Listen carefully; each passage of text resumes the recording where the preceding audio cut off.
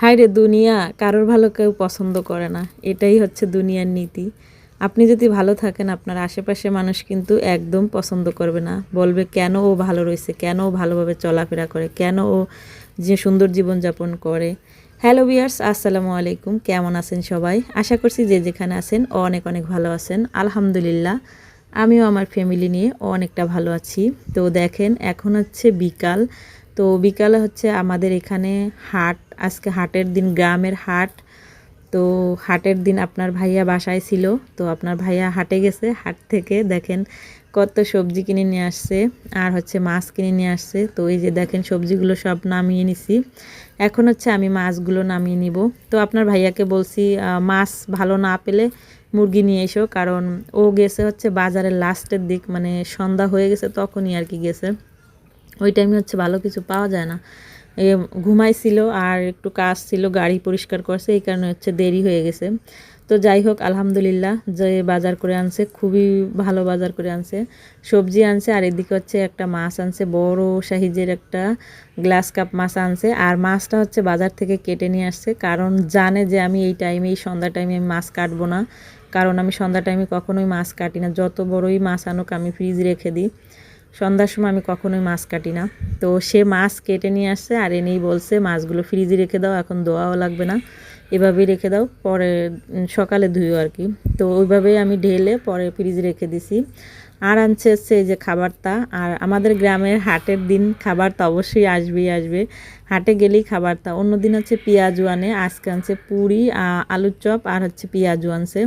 তো রাইসা সিপায়াত আর আমি হচ্ছে এখন খাচ্ছি, খাওয়া দাওয়া করে তারপর হচ্ছে রান্না করব।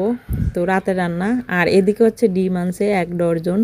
তো আমাদের ডিমটা হচ্ছে প্রচুর খাওয়া পড়ে, কারণ আপনার ভাইয়া হচ্ছে অনেক কিছুই বাসছে খায় আর কি। যেমন যে সব জিনিসই চুলকায় ওই সব জিনিস খায় না, অ্যালার্জি আর কি।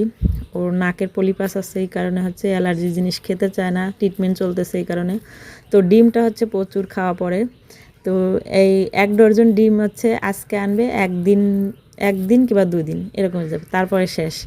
কারণ ডিম ভর্তা, ডিম ভাজি, ডিম ভুনা, মানে সব কিছুই ডিম দিয়ে চলে। কারণ ডাউল খাবে না, তারপরে কচুরলতি খাবে না, তারপরে হচ্ছে পুঁই শাক খাবে না, চিংড়ি মাছ খাবে না, ইলিশ মাছ খাবে না, মানে অনেক কিছু বাঁচবে যেগুলো হচ্ছে চুলকায় ওইগুলো হচ্ছে খাবে না।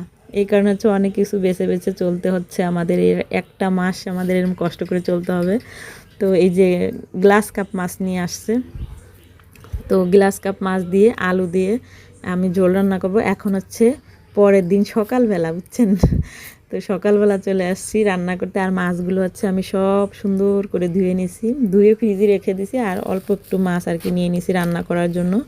তো সব কিছু রেডি করছি, এখন হচ্ছে এই যে কড়াইতে দিয়ে দিলাম, মাছগুলো দিয়ে তারপরে সুন্দর করে ভেজে নিয়ে তারপর হচ্ছে রান্না করব। তো বন্ধুরা, আপনারা আমার ভিডিওটা দেখতে দেখতে যারা এই পর্যন্ত চলে আসছেন, প্লিজ একটা লাইক দিয়ে আমার পুরো ভিডিওটা দেখবেন। আর যারা নতুন বন্ধুরা আছেন, প্লিজ আমার চ্যানেলটাকে সাবস্ক্রাইব করে আমার পাশে থাকবেন। আর যদি আমার ভিডিওর কোনো অংশে একটু ভালো লেগে থাকে তাহলে বন্ধুদের সাথে শেয়ার করতে পারেন। তো দেখেন মাছগুলো দিয়ে দিছি, এখন মাছ ভাজা হয়ে গেছে। এখন হচ্ছে আমি মশলাটা ভালো করে কষাই নিচ্ছি, কষাই নিয়ে তারপর হচ্ছে আলুগুলো দিয়ে দিব। আর আমি হচ্ছে রান্না করতেছি শহরের মতন রান্না, মানে শহরে যেভাবে রান্না করে খাইছি ঠিক সেভাবে রান্না করতেছি। আর গ্রামের রান্না কিন্তু অন্যরকম বন্ধুরা, পেঁয়াজ মরিচ ভেজে উঠায় রেখে পরে লাস্টে যে পেঁয়াজ পুরানি আর কি বলে, এটা বেটে লাস্টের তরকারি পরে আর কি দিয়ে দেয়। আর এভাবে হচ্ছে শহরের রান্না, মশলা কষাইয়ে তারপর হচ্ছে আলু কষাইয়ে তারপরে মাছ দিয়ে দেয়। তো এভাবেও রান্না কিন্তু অনেক ভালো লাগে। আর এইভাবে রান্না হচ্ছে লাস্টের দিকে যে জিরের ফাঁকি দিয়ে দেয়, খুবই ভালো লাগে এভাবেও রান্না। তো আমি হচ্ছে দুইভাবেই রান্নি, গ্রামের ভাবেও রান্না করি, শহরের ভাবেও রান্না করি, যখন যেটা মন চায় তখন সেটা রান্না করি। তো দেখেন এখন হচ্ছে পানি দিয়ে দিছি তরকারিতে, দিয়ে তারপর হচ্ছে নাড়াচাড়া দিয়ে দেবো। আর আমি কিন্তু বেশি ঝোল রাখি না, আর বেশি তরকারিও রান্না করি না, অল্প করে তরকারি রান্না করি, কারণ আমরা হচ্ছে বাসায় মাত্র 2জন মানুষ, আর আমার বাচ্চারা তো এত খায় না, ওরা ছোট মানুষ। এই যে দেখেন এখন হচ্ছে আমি কাঁচামরিচ দিয়ে দিলাম তরকারির উপর দিয়ে। আর শুরুতে কষানোর সময় আমি কাঁচামরিচ দিই নাই, তখন ওই সময় কাঁচামরিচটা দিলে গলে যায়, আর কাঁচামরিচের যে একটা ফ্লেভার, ওই ফ্লেভারটা পাওয়া যায় না। এই কারণে হচ্ছে আমি এই টাইমে আর কি কাঁচামরিচটা দিয়ে দিই, খুব ভাল লাগে আর কি, একটা ঘ্রাণ কাঁচা কাঁচা আর কি ঘ্রাণ।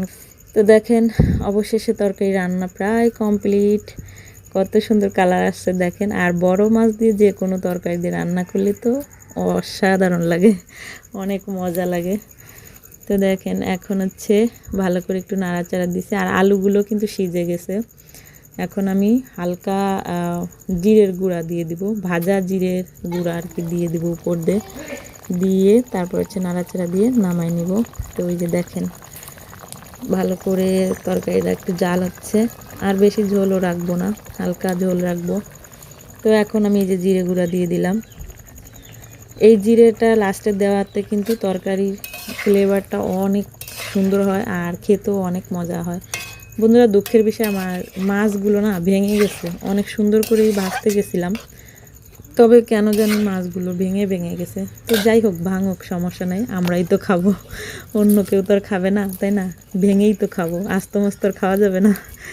এখন দেখেন তরকারিটা নামাই নিচ্ছি, কেমন হয়েছে কালারটা অবশ্যই কমেন্টে জানাবেন। এই দেখেন অনেক সুন্দর লাগতেছে কালারটা, খেতে তো আরও মজা হয়েছে, আমি তো পরে ভয়েস দিছি। তো এই যে দেখেন আমি এখন ভাত নিয়ে নিচ্ছি, ভাত নিয়ে তারপর হচ্ছে আমি খাবো। আর এই ভাতের সাথে কিন্তু আমি মুহি ভর্তা দিছি, কিছু মুহি ছিল ঘরে, কচুর মুহি, তো মুহিগুলো আমি ছুলে তারপর ভাতের উপর দিয়ে ভর্তা করে নিছি। যে গরম ভাতের সাথে কিন্তু ওই মুহি ভর্তা অনেক ভালো, তবে আপনার ভাইয়া খাবে না, আপনার ভাইয়ার চুলকানি কোনো জিনিসই খেতে পারবে না, এই কারণে আমি ভর্তা দিছি, আমি একাই খাবো।